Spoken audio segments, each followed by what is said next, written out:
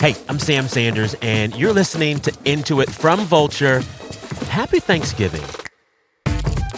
Quite possibly my favorite American holiday. I like it. Anywho, this year, one thing to be grateful for might be all the celebrity memoirs we have been blessed with in 2022. I mean, there are so many. Bono, Matthew Perry, Viola Davis, Minnie Driver, Molly Shannon, and my favorite, Tunde from Peloton. They all put out memoirs this year. And my guest this week, she argues that actually a lot of celebrity memoirs are good. She will tell us why and also recommend a little celebrity memoir reading for the holiday season. Here you go. So before we get started, tell our listeners who you are. Give yourself the most self-aggrandizing title you possibly can. Wow. Okay, I would love to. My name is Chelsea Devantez. I am a television writer. I'm a film director. I'm a comedian. Sometimes I'm in stuff. And don't worry, I also have a podcast. And I'm the host of the podcast Celebrity Book Club, where we recap celebrity memoirs, usually women's, because they are the juicier books and the better books. And then in my day job, I write television. You are, as the kids say, booked and busy. I'm booked and busy. My cal is real full. I love it. Well, we're going to talk to you about celebrity memoirs, and I'm going to be quite honest and tell you how this chat came to be. We were in a pitch meeting one week, and I was like, you know what?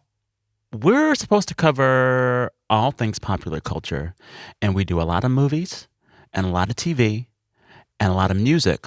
But you know what?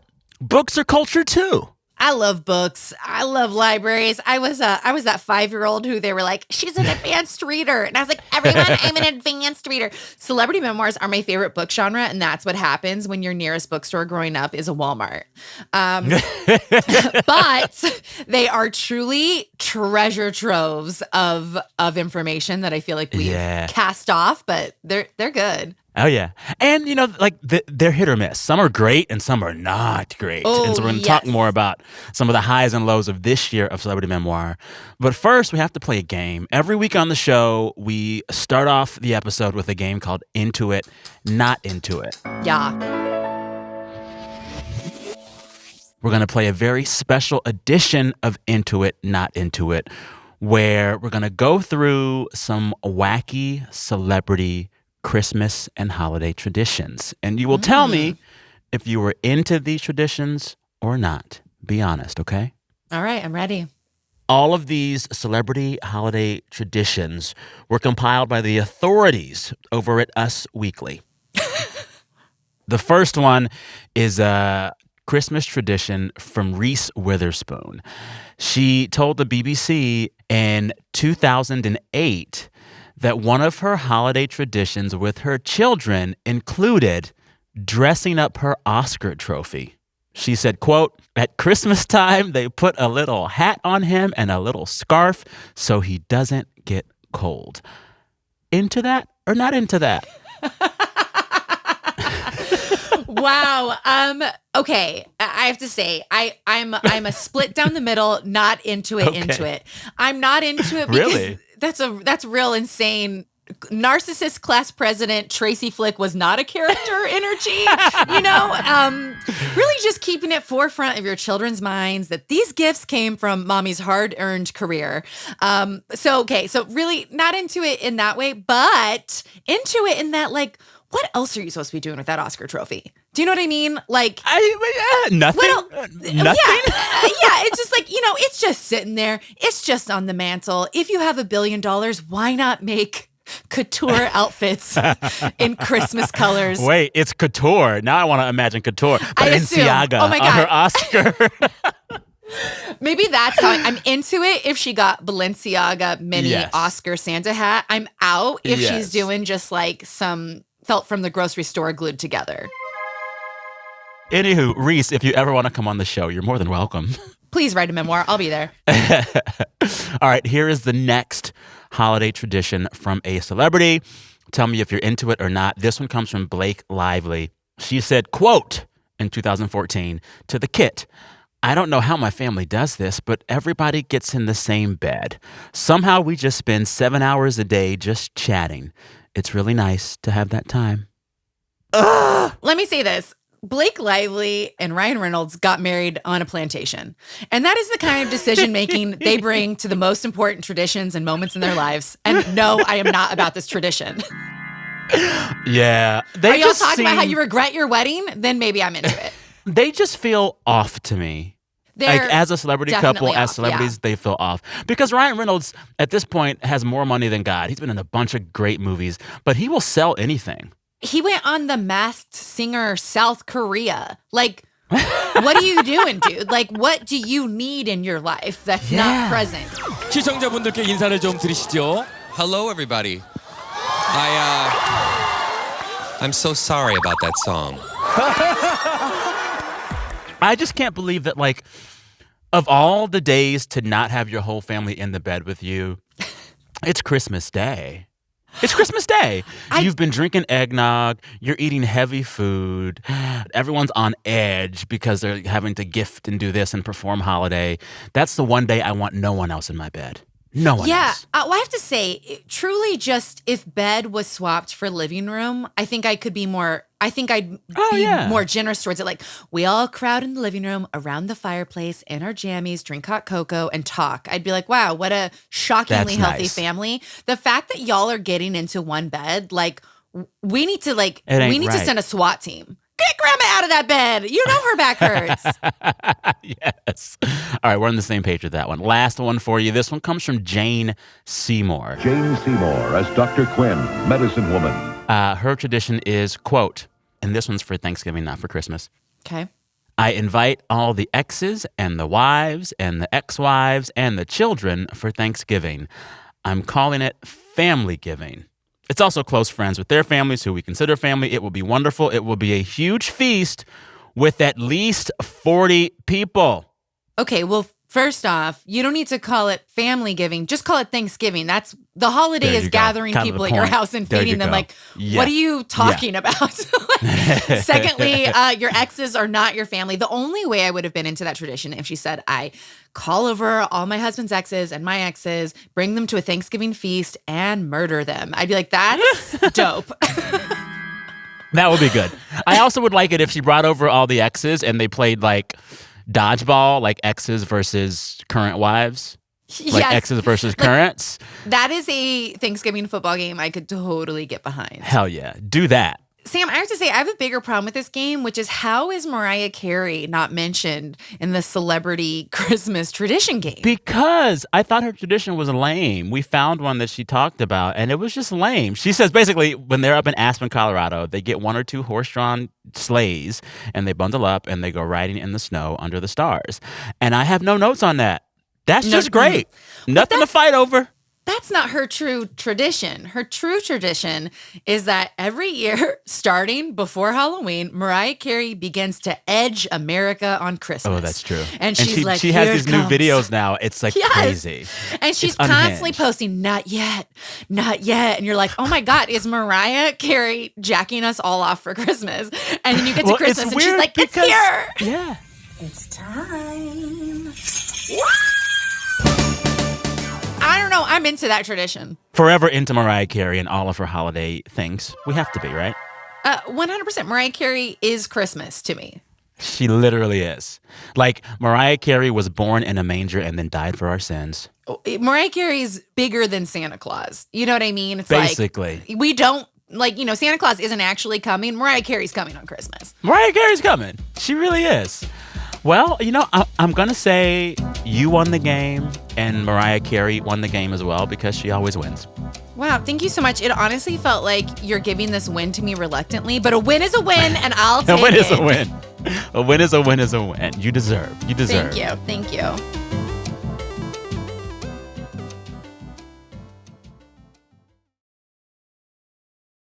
Hey, listeners, before we dive in, want to give you a heads up. Some of the celebrity memoirs that we're talking about deal with things like addiction and abuse and trauma. So please keep that in mind when you decide to listen. All right, let's get back to it. I guess first question for you. You have a show all about it. You read a lot of them. What got you into celebrity memoirs? Was there a particular book, a particular moment? Yes, I got into them pretty young. I was a teenager when I found Delta Burke's half style book, half memoir for sale at a garage sale, or a yard sale, I should say. And if you'll remember, Delta Burke, big star in designing women, but she caused a huge uproar in America by what? Being a size 10. Wow, were people mad. I remember that. Oh, so mad. They were so mad, so vicious towards her. Started my diet last night. You put jelly on them? Yes. Do you have a problem with that? You've been on a diet for 12 hours and already you're this cranky? Yes. As a matter of fact, after work, I'll probably be crashing my car into a Taco Bell. And so it's this half style book that's like, here's how you apply blue eyeshadow. But the other half is like, I really wanted to be an actress and my body didn't fit what, society said it should. And this is how I suffered and struggled through it and came out the other side. And so at the time, I was really struggling with disordered eating in my own way in high school. And it was kind of the first thing that I came across that felt very real. It's just a woman being like, people are telling me that I am hideous and it's really painful. And you're like, yeah, it's so painful to exist outside of like what the standard was in 2002, which I'm pretty sure was a Q-tip with a Paris Hilton wig on it. And so there were these books where I was like, wait a minute, there's so much in these books. There's just all these powerful women throughout history talking about, honestly, a lot of really traumatic things they went through in order to have these big, powerful careers. And I learned more about dating, assault, breakups, power dynamics, getting a job, losing a job in these books than I learned from any other source in my life. So to me, they were always incredible books, but I was aware that because it's, especially the female ones, they would be branded as like trash literature. So I knew that no one respected them. But I've just read hundreds throughout the years, and the good ones I truly believe will change your life. I want to talk about the state of the celebrity memoir industry right now, because I feel like it's just getting bigger and bigger every year. But first, I want to just take some time to talk about your favorite memoirs of the year or the biggest ones. And I feel like we have to start with one that might be one of your favorites and probably the biggest of the year. It's from this actress, Jennette McCurdy. Yep. Yes. Incredible book. So for those who don't know who she is at all, set her up as an idea and then tell us why everyone is obsessed with this book right now, because everyone seems to be obsessed with this book. So Jennette McCurdy's book is titled I'm Glad My Mom Died, which is such Stop right there. Stop right there. Yeah, it's like, ooh. That is a book title for the ages. A book title for the ages. And so it really grabs you. And what is so special about her book is that she really earns the title. Like, you might look at it and be like, I disagree with it, or I'm uncomfortable, or what the hell is that? And by the end of the book, you are like, there's no other title for this book. So Jennette McCurdy was on iCarly. Yeah, that's not cool. So not cool. Nope. What's wrong with you? Why are you so jittery? Because I'm freaking out, man. I'm freaking out! Why? I haven't insulted Freddie in days. Days! I can't take it, Carly. I cannot take it, and the week's only half over. Love it. Classic Nickelodeon star. And she was a child star, and her mom pushed her into the business. And the story of how that happened is not only, had she had a ghostwriter and just told her life story to that ghostwriter, this would have been a great book. But on top of that, she always wanted to be a writer. And her mom never let her be a writer because that was a career, quote, for fat girls. And oh my God. Yes. She was like, only fat, ugly people are writers. Jesus Christ. You need to remain thin and beautiful and be a star, even though Jennette never wants to be an actress. And so her mom teaches her anorexia when she is 11 years old. Oh my God. So I'll read a piece of the prologue. So this is page 1 of her beautiful book. And her mom has fallen into a coma because of the struggles she's having with cancer. And her family is talking to her mom, and everyone leaves and she's alone with her mom. And now it's my turn. I wait until everyone else goes down to grab some food so that I can be alone with her. I pull the squeaky chair close to her bed and sit down. I smile. I'm about to bring the big guns. Forget weddings, forget moving home. I've got something more important to offer. Something I'm sure Mom cares about more than anything. Mommy, I am so skinny right now. I'm finally down to 89 pounds. Oh, my God. I'm in the ICU with my dying mother, and the thing I'm sure to get her to wake up is the fact that in those days since Mom's been hospitalized, my fear and sadness have morphed into the perfect anorexia motivation cocktail. And finally, I have achieved Mom's current goal weight for me, 89 pounds. Oh, my God. On top of a whole staple of other things that there's just so much in the book, but Jennette wrote her own story. And I will say, celebrity memoir aside, of any book that writes from a child perspective in first person, it is the most incredible writing from that perspective I've ever taken it. So it's good. It's a good book. Oh, it's incredible. And then on top of that, it's the wildest story of one of the worst moms to ever exist and what she did to Jennette to make her a star. What's the worst thing that the mom did in the book? Oh, there is so much. Trigger warning for anyone who's listening, she doesn't let Jennette shower herself alone until she is like 18 years old, and the mom gets cancer again and just can't shower her daughter anymore. She would shower the daughter in the shower with her brother. She wouldn't let her wipe herself when she went to the bathroom. Oh my God. As a way to keep her as a child. She has so much stuff in the house that the kids have to sleep on Costco gymnasium mats that they bought in the living room. So they're all in. What? Yeah, the mom is physically violent towards her dad, and then her dad just lets it happen her whole life. And at the end of the book, she finds out he's not even her real dad. Girl, stop. Yes. Oh my God. I mean, it's just wild. I will say the funniest thing her mom does is that when Jennette finally starts taking some of her life into her own hands, and when she's, I think 18 or 20, she goes on a trip to Hawaii with her boyfriend, and she does it behind her mom's back because she's Mormon. She shouldn't be with a boy, right? And so her mom finds out because the Daily Mail posts photographs of Jennette, quote unquote, gaining weight in Hawaii, because she's not around her mom to monitor her eating. And her mom writes her these scathing emails. And in one of them, she says, I'm going to get on Vine and become a comedian and steal all your fans. Wow. God damn. It sold out its first printing, which is really Bonkers. rare for, and well, it's rare because these publishing houses can estimate really well how much a book's going to sell based on comps and previous performance. They really don't get the numbers wrong. So if it sells out a first printing, that means it surprised everybody, even the experts. Yeah, absolutely. I mean, the first week of the book, when everyone's posting how good it is, and we have a Facebook group and my Instagram, people were like, I'm trying to get a hold of this book and I cannot find it in bookstores. All right, so that's a good one. Go check it out, listeners. There's another one that's been getting some buzz recently as well that I want to talk about for a sec, if you will. A celebrity memoir by one Matthew Perry, where he seems to dunk on, of all people, Keanu Reeves. What the hell? Yeah. Tell me all about this, please. So I will say, I normally only cover female celebrity memoirs on my podcast. It's sadly in society, we have definitely monetized female trauma. So it's like you got to share in your books or those books don't sell. However, it does make them better books. They actually talk about their lives. It is rare for a men's memoir to be really good.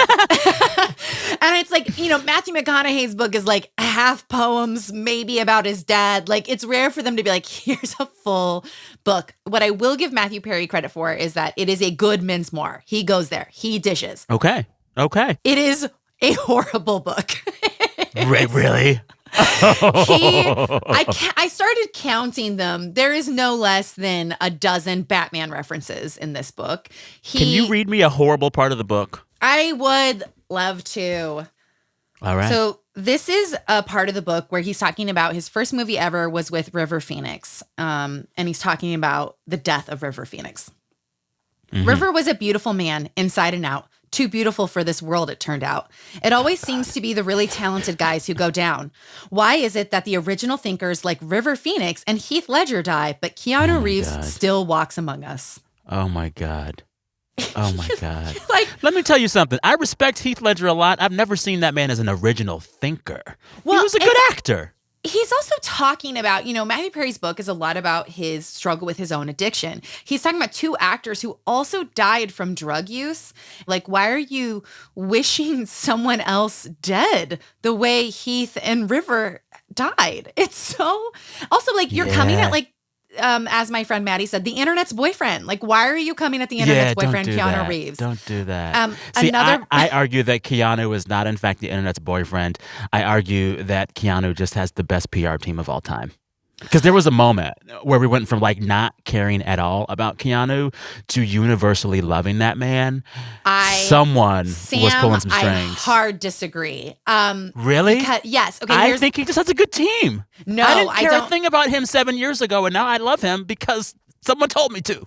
I think it's the internet's boyfriend because I think the internet is who catapulted him forward. Because, and here's the example I'll cite. So on.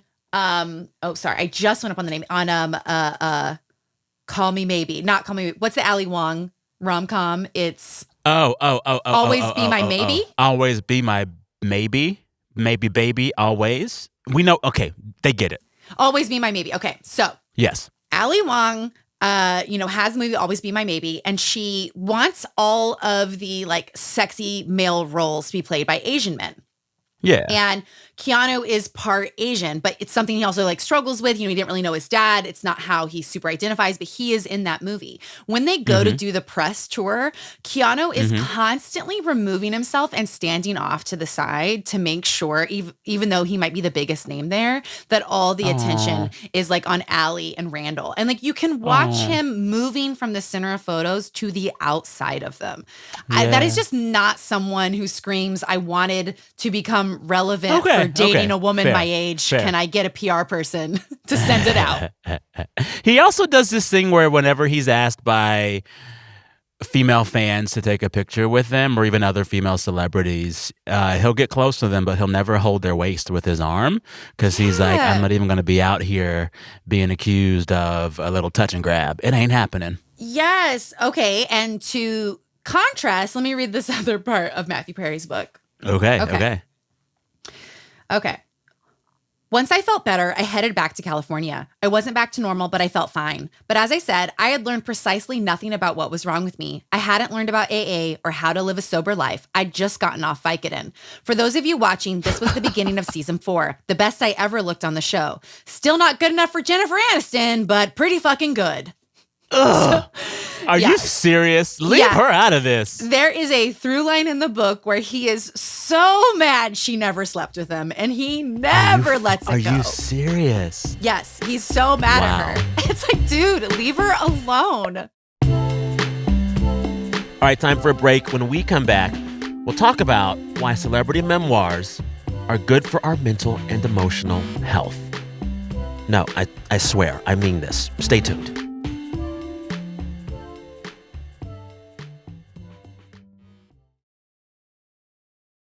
So Matthew Perry's book and Jennette McCurdy's book are very different. One is good, one is bad. One might be art, one is just petty. But is there a unifying theme with these two books and with all celebrity memoirs in general? I think a unifying theme for me is that if you are writing a celebrity memoir, it is because you are a celebrity. You have achieved some sort of status in our culture, whether it was through your art, your hard work, or none of those things. But you have achieved this place in our culture that we all look to you, and you in turn shape our culture back to us by existing. And by opening up the details of your life to us, I think that is just such an elevating concept if your book is authentic. It is just such an offering to be able to show, like, how did I get here? What's going on? Or what is my personality in Matthew Perry's case? I think it just helps us shape and define our own culture and define ourselves, like, within the world we're living in, to be able to have these people tell us these huge things in life and how they got to the place where they're at. Yeah. I also just love people who are willing to tell you everything. Yes! That's actually a special skill, and like that requires a certain kind of emotional fortitude. I would never tell everybody everything about me, but these celebrities, they just do it. They just do it. And like, okay, I will say the worst memoirs are the ones that are like J-Lo's memoir is really a She never shares pamphlet. anything. Yeah, she's just sort of like, I'm on tour now. I mean, the whole thing is photos. But Matthew Perry lists the price of every single thing he's ever bought over the course of his entire life. Like, he's like, my apartment is $20 million. My flight to Switzerland to get drugs was $175,000 private. God. My flight back was $200,000. I was like, I'm playing The Price is Right with Matthew's life, and I'm having a great time.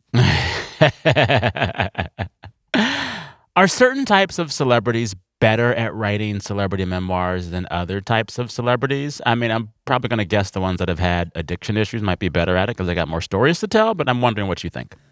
The celebrities who have processed what they've been through. So there are some celebrities who are like, I want to write a memoir and talk about my life. And you can tell like they have them writing this down is the first time they've really like put a lot of insight into this. And there are other celebrities like Gabrielle Union or Demi Moore, where they have processed so much of what they went through. So Demi Moore struggled with addiction, what happened with Ashton Kutcher, the intergenerational trauma with her mom. She stopped speaking to her mom, then her daughter stopped speaking to her. Like, there's just so much, and she's processed it all that when she gives it back to you, you're reading this like incredible story, and you get incredible takeaways, but also the fact that Ashton Kutcher doesn't believe in alcoholism.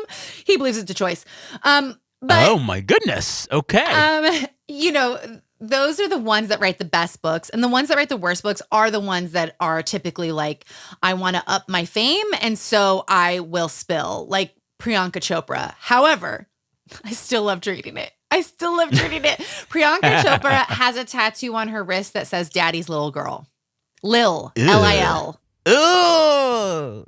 Something about her, she exists in this weird uncanny valley of celebrity. Like, 1,000%.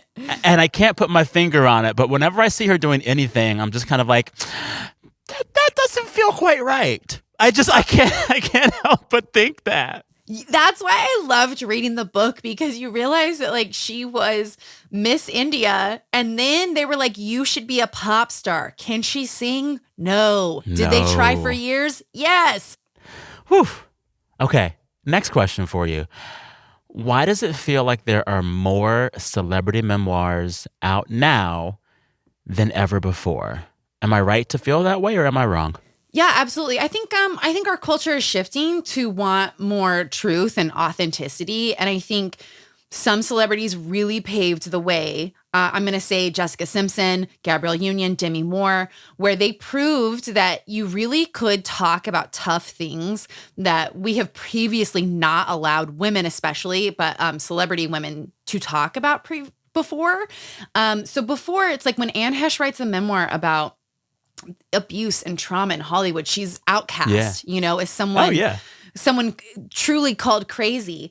Then these women came forward and said, like, no, I am going to talk about like what happened with John Mayer. I am going to talk about Tommy Mottola ruining my career. Mariah Carey's book did it as well. And I think the audiobook of that was amazing. Mariah's audiobook, my God, chef's kiss.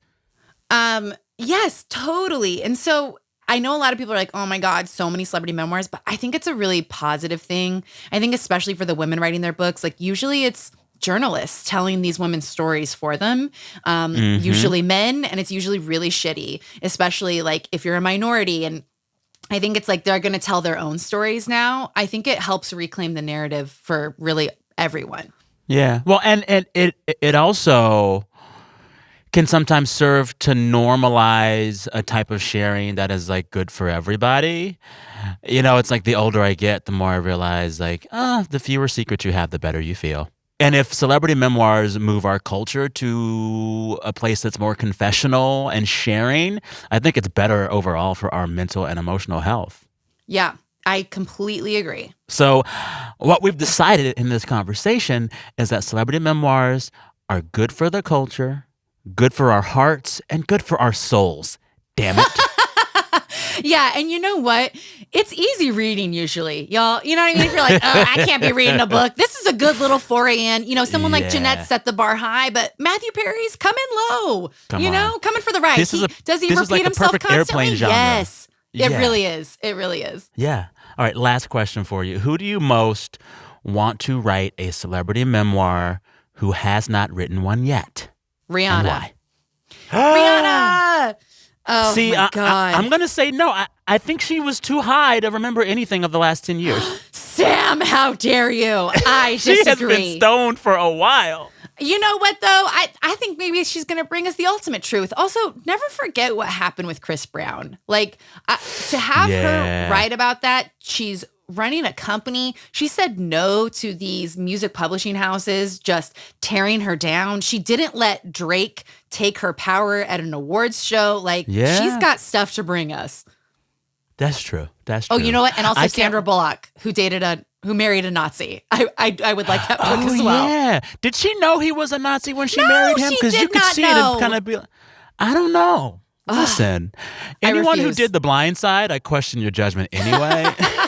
Listen, questionable judgment, but on the dial of Blindside to Nazi, I'd like to believe she. Well, I would like to believe she divorced him because she found out.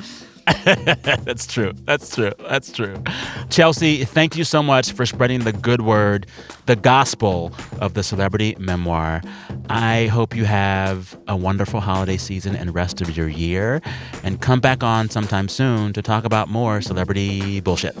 Thank you so much for having me on. Listen, I have a PhD in celebrity bullshit, and I'll be back anytime with my dissertations. Thanks again to comedian and TV writer Chelsea Devantez. She's the host of the podcast Celebrity Book Club. All right, Intuit is hosted by me, Sam Sanders. The show is produced by Janae West, Travis Larchuk, Gabi Grossman, and Jelani Carter. Our fearless editor is Jordana Hokeman. Our engineer is Daniel Turek. Our music is composed by Breakmaster Cylinder. And Hannah Rosen is the editorial director of audio at New York Magazine.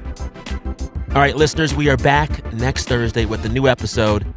Until then, happy Thanksgiving. And remember, you don't have to eat turkey unless you want to. It's a tough, rough, dry bird. And you might deserve better.